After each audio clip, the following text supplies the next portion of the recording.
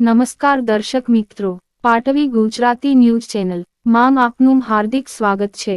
સરદાર સરોવર નર્મદા ડેમમાંથી પાણી છોડવામાં આવતા અંકલેશ્વર તાલુકાના નીચાણવાળા વિસ્તારના લોકોને સાબદા કરવા અંકલેશ્વર મામલતદાર અને તેમની ટીમ નીચાણવાળા વિસ્તારોમાં પહોંચી। રવિવારે સરદાર સરોવર ડેમમાંથી તંત્ર દ્વારા 95,000મી 2.45 લાખ ક્યુસેક પાણી છોડવાને લઈ અગમચેતી માટે લોકોને માહિતગાર કર્યા હતા। નીચાણવાળા વિસ્તારના લોકોને સલામત સ્થળે ખસી જવા વિનંતી કરવામાં આવી હતી। સિઝનમાં પ્રથમ વખત રવિવારે સરદાર સરોવરના દરવાજા ખોલવામાં આવશે। અંકલેશ્વર તાલુકાના દીવાદીવી, સફરુદ્દીન, આલિયાબેટ, બોરભાથા બેટ જેવા નીચાણવાળા વિસ્તારમાં ગ્રામજનોને સાવચેત કરવામાં આવ્યા હતા। ભરૂચ, રિપોર્ટર માંગ મોહસિન કારા।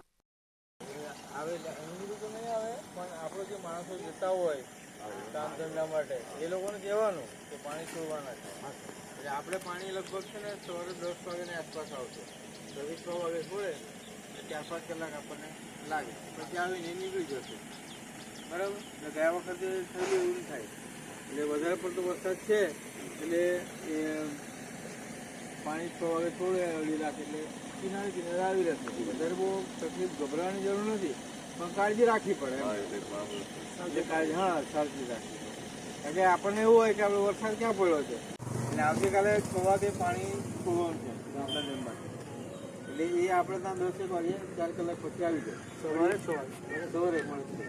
એટલે અત્યારે કેવું પરિસ્થિતિ છે, અત્યારે વરસાદ નથી એટલે આપણને એવું થાય કે ચાલો વરસાદ નથી તો લોકો પોતાનું કામ કરતા હોય, માછી મારવાનું છે, ઢોર ચાલવાનું છે, આ બધું, એટલે આપણે બધાને ગામમાં જાણ કરી દેવાની। હા, એટલે સવારે પાણી આવશે પણ એટલું બધું પાણી નથી આવવાનું, એ ગભરાવાની જરૂર હોય।